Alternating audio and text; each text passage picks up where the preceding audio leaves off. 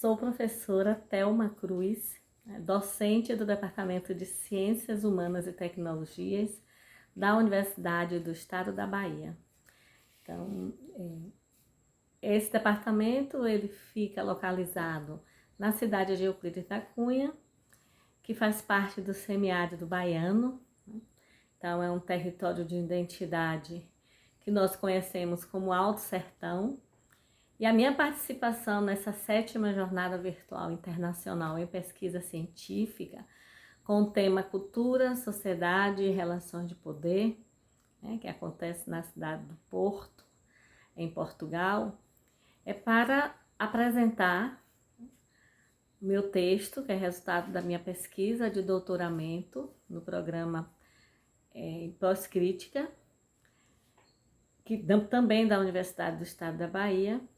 E minha investigação é sobre a formação de professores indígenas que habitam hoje parte desse semiárido baiano, mais precisamente no Nordeste, do semiárido, Nordeste da Bahia. E a minha discussão nesse momento, a partir das pesquisas que eu venho realizando, é sobre o direito linguístico e as línguas indígenas no Brasil, o projeto monolinguístico. Então, assim, essa investigação, ela se refere à ausência da efetividade das políticas linguísticas no Estado brasileiro e o desaparecimento dessas línguas indígenas de quase a totalidade das etnias que hoje habitam essa região do Nordeste da Bahia.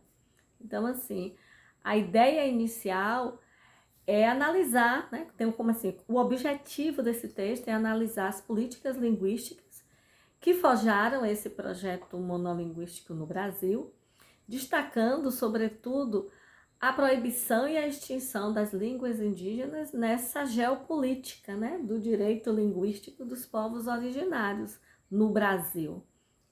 Então, assim, a partir da leitura de alguns autores, eu fui me interessando por essa temática, de compreender como é que essas línguas indígenas hoje elas são utilizadas ou não são utilizadas pelas comunidades. Eu estou trabalhando com essas comunidades tanto no curso de licenciatura intercultural para a educação escolar indígena, quanto no curso de pedagogia intercultural.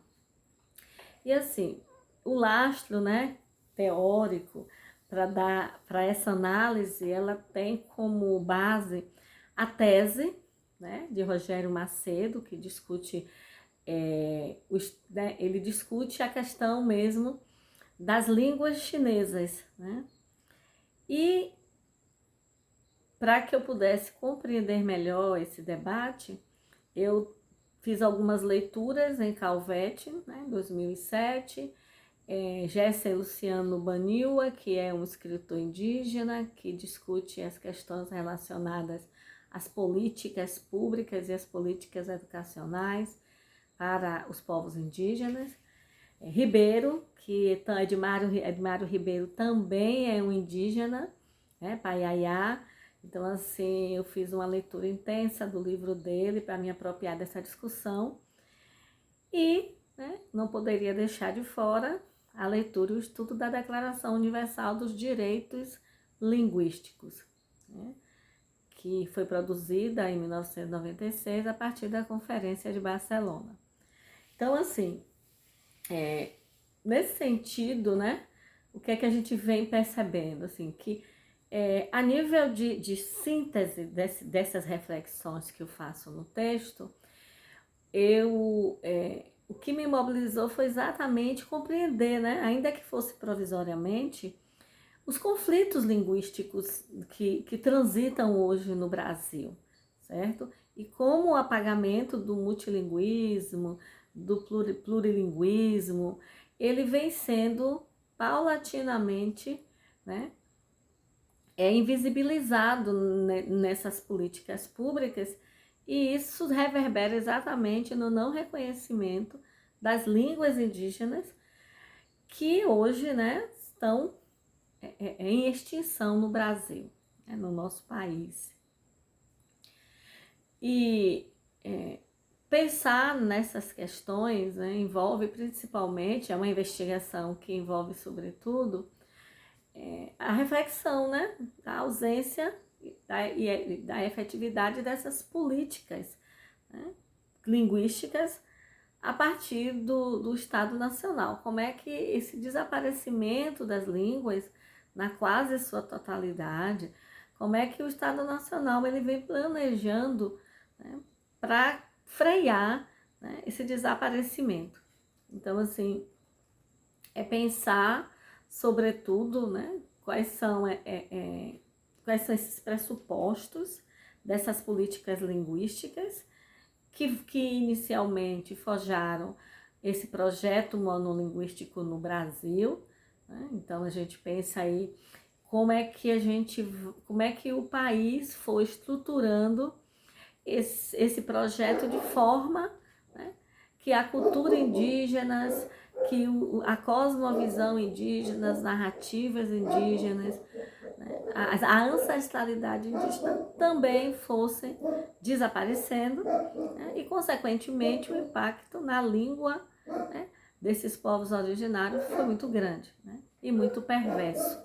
Então, assim, a ideia, né, a partir que essas reflexões elas possam contribuir para que a gente pense, né, faça uma análise do monolinguismo hoje gritante, né, no país, e como as línguas, as 274 línguas indígenas, elas sobrevivem, né, nesse cenário, e de como é que a gente vai dar conta, né, de preservar essas línguas, de respeitar esses diálogos interculturais.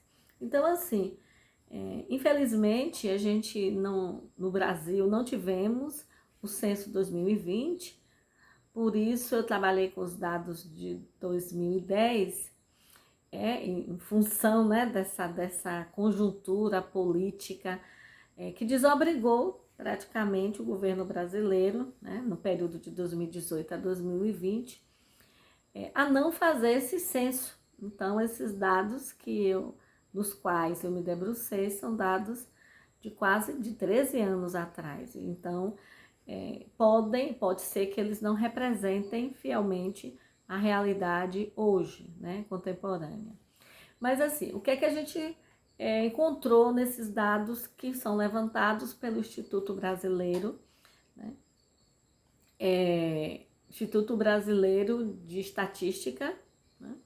Que é o IBGE, Instituto Brasileiro de Geografia e Estatística, o IBGE, em relação a esses dados dos indígenas no Brasil.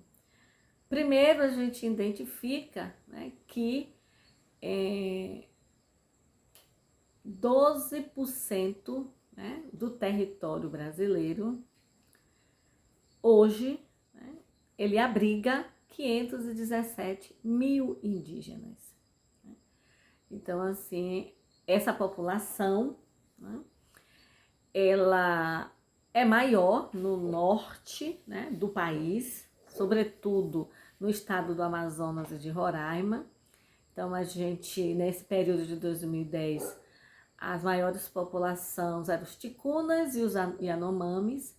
Infelizmente, a gente teve um episódio, né, triste no país neste ano, né, com o descaso do governo brasileiro com os índios Yanomamis. Isso resultou em muitas mortes de crianças, adultos, idosos, né? Então, assim, sobreviver a esse projeto, né, de a gente chama um projeto de necropolítica do Estado brasileiro para com os povos Yanomamis, né, talvez tenha impactado no quantitativo dessa população. Então, a gente imagina, né, que essa população ela tenha crescido nesses 13 anos. Né, e que, considerando esse contexto histórico que nós vivemos, né, o que a gente pode afirmar é que a partir da década de 70, né, ocorreu no país, né, um grande movimento indígena, que a gente nomeia de pan-movimento indígena, na luta, né, pela retomada dos direitos constitucionais, né, dos povos originários. E aí a gente teve também, né, a partir dessa Constituinte, em 1988, né, e a luta desses povos ao longo, né, desses períodos, algumas conquistas que foram importantes, né, para essa nação indígena brasileira. E essas conquistas, elas perderam força nesses últimos 4 anos. Então, é uma segunda frente, né, de preocupação, com esse retrocesso de 2018 a 2020. Mas, né, essa luta, ela garantiu, não somente na Constituição, mas em toda a base legal, né, brasileira, avanços e conquistas importantes para os povos indígenas, né? Então, assim, essa visibilidade política, né, obtida pelos povos indígenas na última década, ou nas últimas décadas, foi responsável, inclusive, por esse processo de modernização, né, que os indígenas viveram, participando das tomadas de decisões, participando, né, se aproximando, né, da gestão política, reivindicando, né, os seus direitos e trazendo, inclusive, né, a sua pauta, né, de demandas que são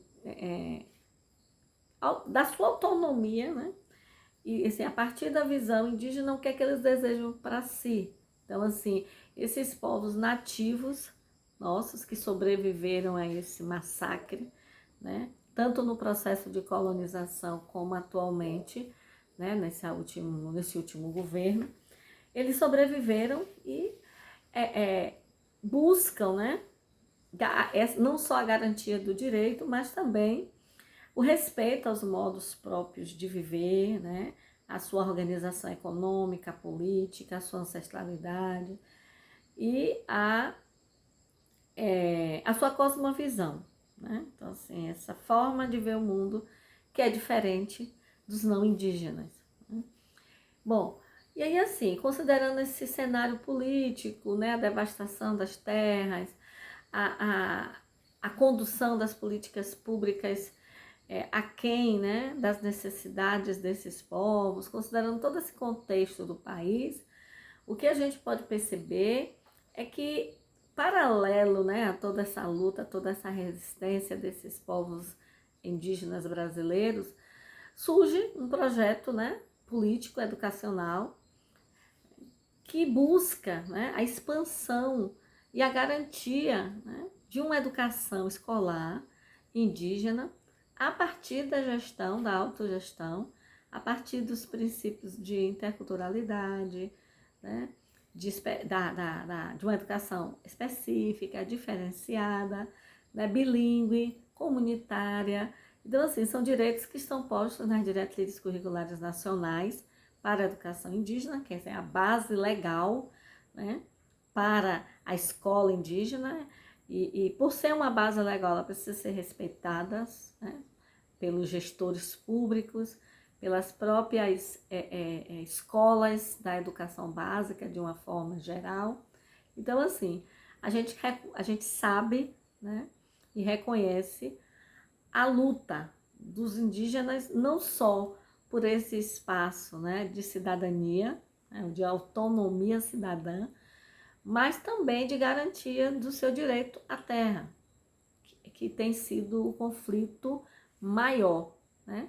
Então, assim, o capitalismo imperial, ele impõe um modo de produção que pressupõe a propriedade das terras e das riquezas minerais, né, desses povos. E esse tem sido um dos motes, né, dessa disputa e desses conflitos. Então,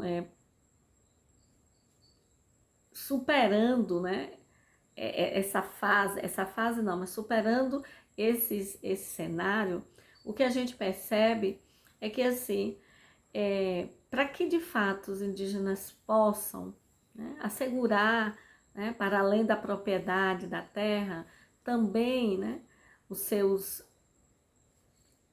a sua maneira, né, de conduzir a educação escolar, a elaboração, né, de uma proposta, de um projeto educacional, ela é fundamental.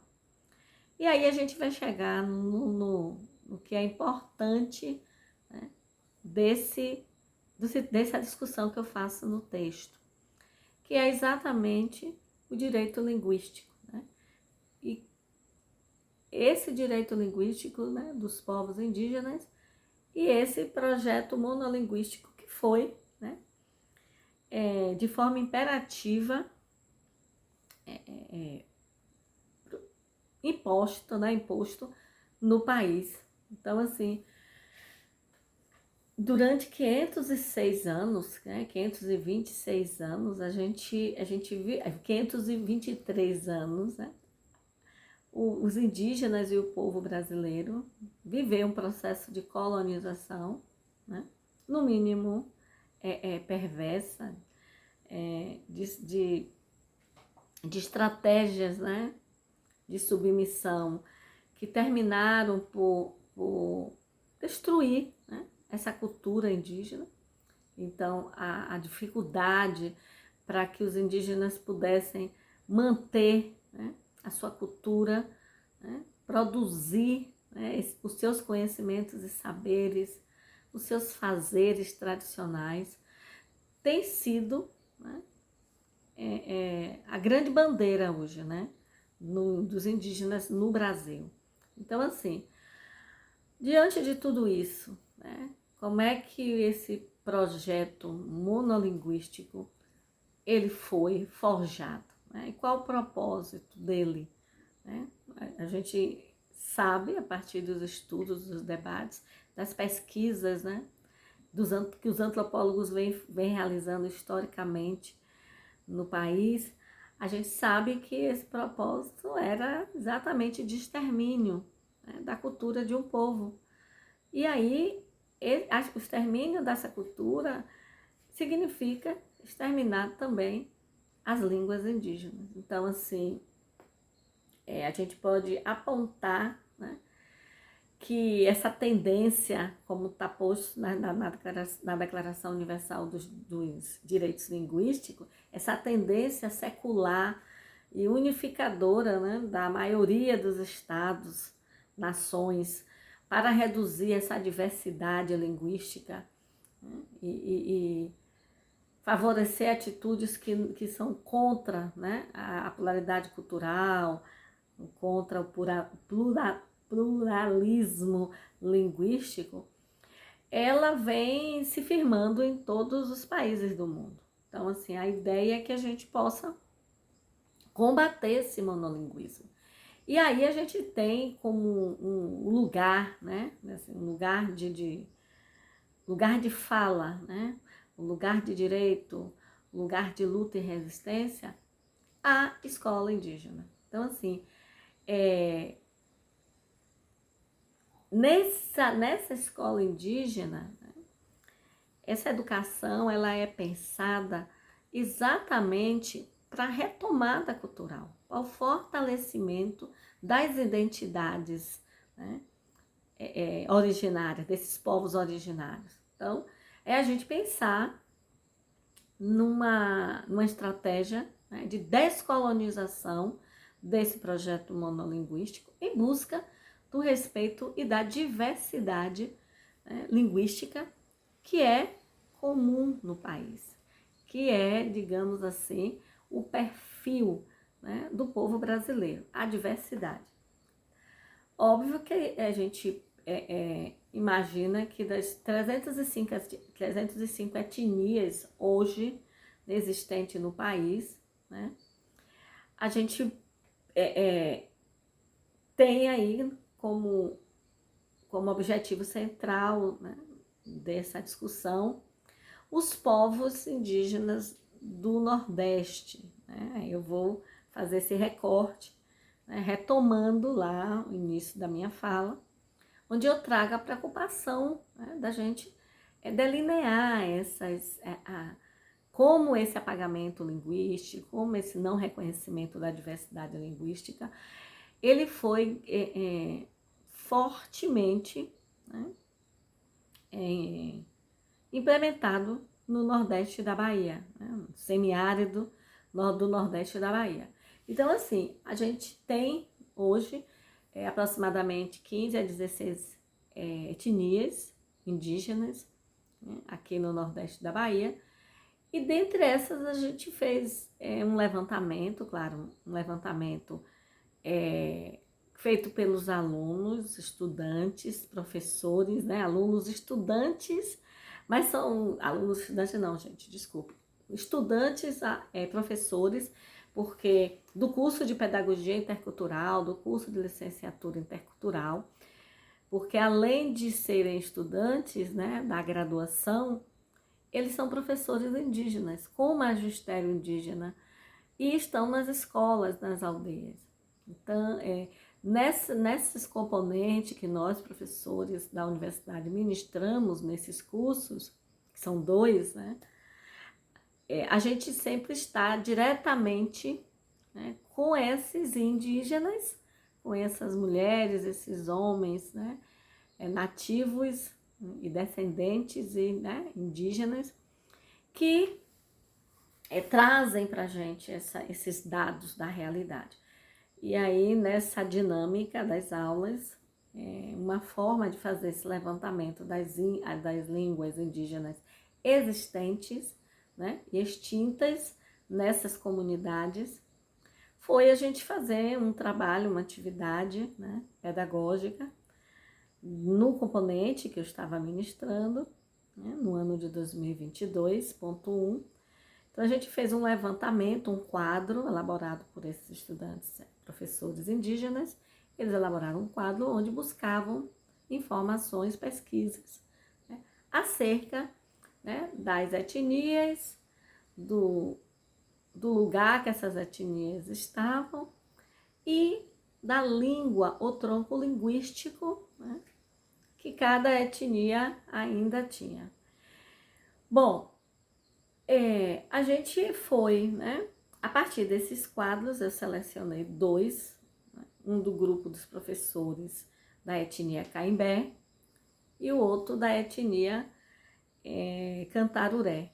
Então, assim, são 2 quadros que estavam mais completos, não que os outros não tivessem, mas eu precisava fazer um recorte, né? Afinal, é um texto, não é ainda a tese de doutorado. E aí, a partir disso, foi que a gente fez. Aí eu fiz uma análise desses 2, né, quadros e transformei em tabelas, para que a gente pudesse trazê-las no texto. Essas tabelas, elas apresentavam, né, cada uma delas, algumas etnias. Vou tentar citar para vocês aqui as que eu lembro, né, para que a gente pudesse ver, né, quais são essas etnias. Então, assim, no primeiro quadro, né, que a gente transformou em tabela, na tabela 2, vocês vão encontrar isso no texto, a gente tem 12 etnias, né, da Bahia, né, do Nordeste da Bahia. Então, a gente, os estudantes, né, da etnia Caimbé, eles trouxeram os Pataxós, que fazem parte da Bahia de Minas Gerais, os Chucuru, que estão localizados em Pernambuco, mas que transitam ali no norte da Bahia, no nordeste da Bahia, os Aticum, né, os Trucá, os Tupinambá, né, os Pataxós, o Pataxó Ranranran, os Quiriris, né, os Tuxá, os Tumbalalá, os Caimbé e os Cantaruré. Aí o que foi que a gente percebeu? Que todos esses povos, a maioria deles, estão localizados no nordeste da Bahia. E aí, analisando, né, assim, a língua que né, ainda utilizadas ou extintas, a gente percebeu que a maioria dos povos, né, mais ou menos 5 povos, têm a sua língua, certo? Ainda preservam a sua língua. Então, os pataxós, por exemplo, eles ainda preservam o pataxó-rã, né? Os quiriris têm o quipeá. Então, assim, a gente identificou, a partir desse levantamento realizado, que algumas línguas sobreviveram e outras estão em processo de revitalização, como é o caso do Zubucuá, né? Então, o Zubucuá é a língua do povo Tuxá, né? Nessa região, e todas essas três línguas que eu citei, né? O Pataxó-Rã, né? O Quipeá e o Zumbucuá, são línguas do tronco linguístico macro-G. Então, foi algo assim que despertou a minha atenção, né? Aí a gente percebe o parentesco linguístico, né? Que tem suas variantes nessa região. Então, etnias diferentes, mas com línguas do mesmo tronco linguístico. Então, essa é uma observação que nós fizemos. Claro que não é só isso, a gente tem aí também, né, outros elementos que foram analisados. Mas assim, se a gente for pensar especificamente nos povos indígenas desse semiárido do Nordeste da Bahia, né, a gente vai perceber que existem algumas línguas, né, sobreviventes, mas que dessas 12 etnias que foram identificadas, né, pelos professores, pelos estudantes professores, 7 etnias perderam a sua língua. A sua língua, né, desapareceu. Eles não encontram nem vestígios. Eles não identificam, né, nenhum elemento, né, linguístico relacionados a essa origem das línguas, né, daqueles povos. Então, esse é um problema, né, que eles tentam resolver a partir de estudos de antropólogos ou, né, de próprios linguistas que vão às aldeias. No caso dos Tuxá, por exemplo, eles estão com alguns linguistas que são recém-formados e que realizaram suas pesquisas de mestrado, de doutorado, nas aldeias, estão ajudando nesse trabalho de revitalização das línguas. E aí a gente percebe, né, o quão é complexo esse apagamento das línguas indígenas no Brasil. E diferente do norte do país, né, da região amazônica, o que a gente observa é que os índios do Nordeste, e mais especificamente da Bahia, passaram por um processo, né, de apagamento da sua cultura tão violento que a língua foi extinta, a língua desapareceu, né? E essa é uma situação, uma realidade que nos preocupa, né? Porque a gente percebe, né, nessas pesquisas que o desejo desses povos é que eles tivessem, né, acesso a essa língua. E a gente não encontra, né, pelo menos até hoje, não encontramos ainda uma forma efetiva, né? E aí a gente vai fazer uma crítica, né, à ausência dessas políticas linguísticas, desse planejamento linguístico, para dar conta, né, de frear essa extinção, para dar conta de retomar e resgatar essas línguas. Então, assim, esse tem sido o debate que nós vemos fazendo, né, nas nossas aulas e que é foco da minha pesquisa. Bom, aí voltando às duas tabelas, né, a terceira tabela, que na verdade ela é a tabela 3, porque tem uma outra tabela que não são dos povos da Bahia, uma tabela já do IBGE, por isso que ela se torna a tabela 3, né? É uma tabela mais extensa e o grupo de professores e estudantes do Pancararé, eles identificaram 16 etnias, né? Então, assim, dessas 16 etnias, 9 não têm a sua língua nativa, perderam a sua língua nativa. E aí a gente fica assim pensando, né? E quando perde a língua nativa? Fala a língua portuguesa. Então, assim, a presença marcante da língua portuguesa falada, né? Ela mostra aí, revela pra gente uma situação, né?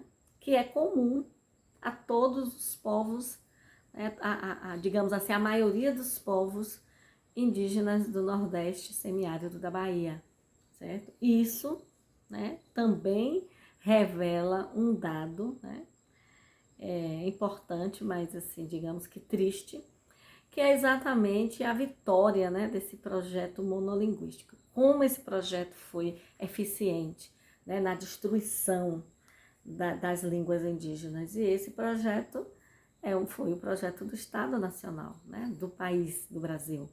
Então, assim, o monolinguismo em detrimento dessa diversidade linguística, né? Hoje a gente se depara com 274 línguas indígenas faladas, certo? Em todo o Brasil. E dessas línguas a gente só, no Nordeste da Bahia, a gente só identifica, né, nesse levantamento, né, que a gente fez, que é um levantamento provisório, a gente só identifica 5 línguas faladas, certo? E isso é preocupante, né? Na verdade, não 5, mas assim, 5 famílias, 3 famílias linguísticas, né? O Zubucuá, o Quipeá e o Pataxó e o Patixorrã. Então, assim, de todas as 15 etnias que nós temos aqui no semiárido do Nordeste, a gente tem 3 famílias linguísticas ainda sobreviventes desse massacre, né, que foi o projeto monolinguístico no Brasil. E esse é um debate assim que eu estou me apropriando, né, tanto em campo quanto nos teóricos, né, me apoiando aí nessas teorias, né, teorizações que já estão postas, para compreender melhor como é que, de que forma esses povos vão revitalizar essas línguas, né? Como é que a gente vai resgatar?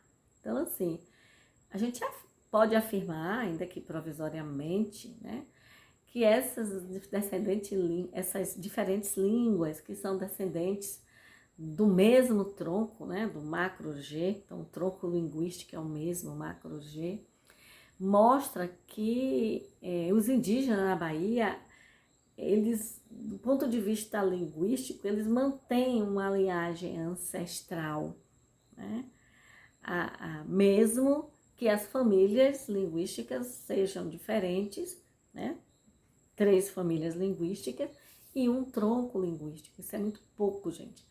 Se a gente pensar nas 274 línguas que ainda existem e resistem a esse projeto de nação monolinguístico, né?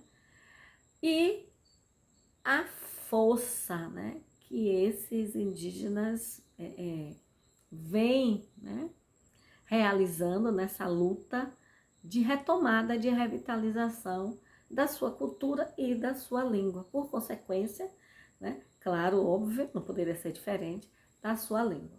Então, assim, essa potência linguística, né, que se perdeu ao longo do projeto de colonização do país, elas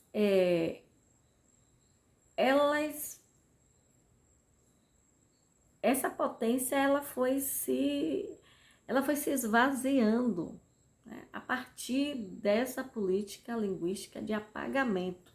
Então, assim, foi um projeto, isso foi pensado, isso foi planejado, ao ponto das línguas indígenas serem proibidas no período da colonização, né?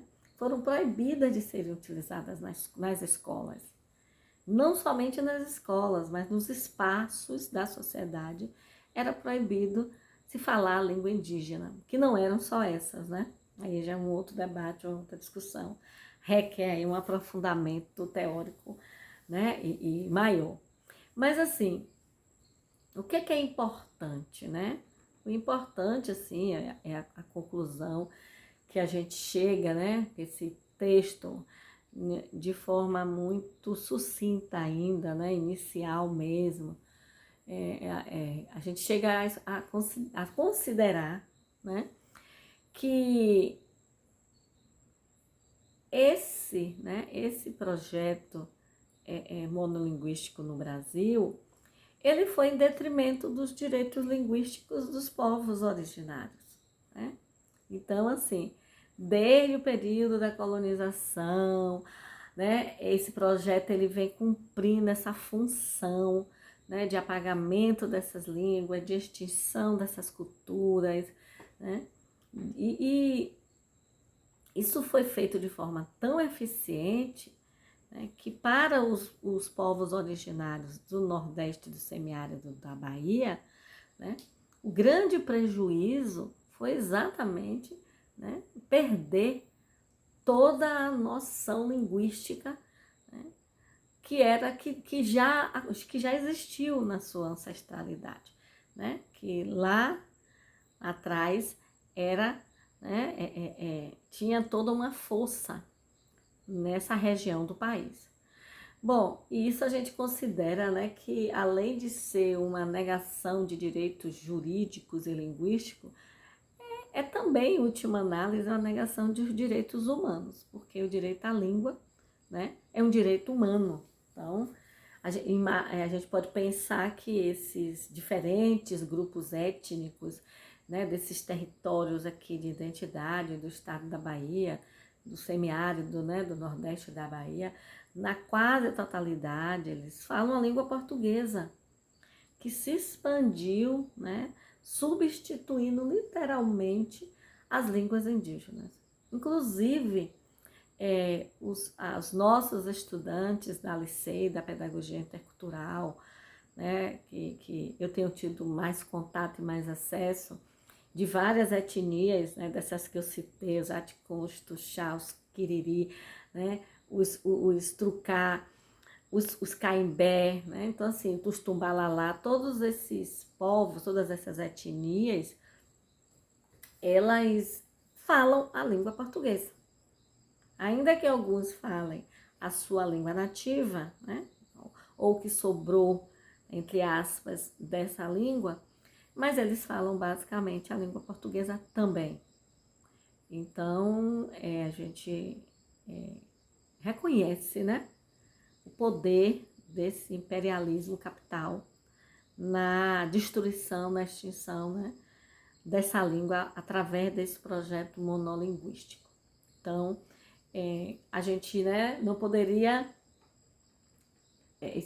pensar, né, que diferentemente desse projeto, né, dessa história oficial de colonização dos povos indígenas no Brasil, vale a gente destacar, né, a contribuição imensa que o movimento indígena tem feito, né, a partir da década de 60, mais intensamente na Constituinte de 1988, na elaboração da legislação para a educação escolar indígena, né? Então, assim, você tem hoje um arcabouço legal de respeito, né, a essa autonomia, a essa educação, a esses povos que ainda, apesar de todos os conflitos, mas assim, a força desses movimentos indígenas é exatamente, né, nessa resistência e luta, né, que tem aí como uma conquista importante a educação escolar indígena, que tem sido esse instrumento, né, de coesão e de fortalecimento das pautas, né, desses povos na luta pela descolonização, né, das suas cosmovisões e revitalização, né, das suas línguas nativas. Então, esse movimento indígena, ele tem sido esse grande, né, esse grande elo entre todos os indígenas no Brasil. Não só no Nordeste, mas o Nordeste é uma célula, né, esse movimento tem uma célula de resistência e luta, mas essa célula, ela se une em todo o Brasil. Então, a gente, finalizando aqui a minha fala, a gente sabe, né, melhor, né, sabemos que o Brasil está longe de ser um país coeso linguisticamente, claro, isso acontece em todo o mundo, né, sobretudo porque a gente também reconhece a existência de outras variantes linguísticas que existem, né, não só pelos povos indígenas, mas pelos povos ciganos, pelos quilombola, mas a gente está fazendo esse recorte porque essa é o meu campo, né, meu campo de estudo e meu objeto de estudo, né, a formação dos professores indígenas e por desdobramento, né, essas línguas indígenas. E o que a certeza que a gente tem hoje, né, para quem se debruça sobre essa discussão, é que são 274 línguas que coexistem aí, né, com a língua portuguesa, que é a única oficial. Então, é uma realidade que exige uma política linguística, né, de proteção. Então, assim, tem que se pensar nesse planejamento linguístico, né? O Estado Nacional precisa assumir para si essa tarefa, né? É uma tarefa hercúlea, mas é necessária. Né? E não esquecer, né, de pensar, como afirma Calvetti, que, claro, quando a gente fala em direito linguístico, a gente pensa logo em proteção a essas minorias linguísticas que ainda coexistem, né, com a língua oficial. Então, quando a gente fala em proteção, né, parafraseando Calvetti, 2007, quando a gente fala em proteção, a gente está falando que essas línguas continuam ameaçadas. Então, esse não é um problema que teve um fim, né? Esse é um problema que está em trâmite, né? Ainda acontece, ainda essas línguas, essas 274 línguas que ainda existem, elas estão diariamente, cotidianamente, né? Continuam ameaçadas. E aí a gente poderia dizer, né, que todos esses conflitos linguísticos no Brasil, né, ele se encontra, né, entre o apagamento, né, do multilinguismo, o não reconhecimento das línguas indígenas, né, mas a gente também não pode desprezar que existe uma Declaração Universal dos Direitos Linguísticos e que precisa ter esse reconhecimento.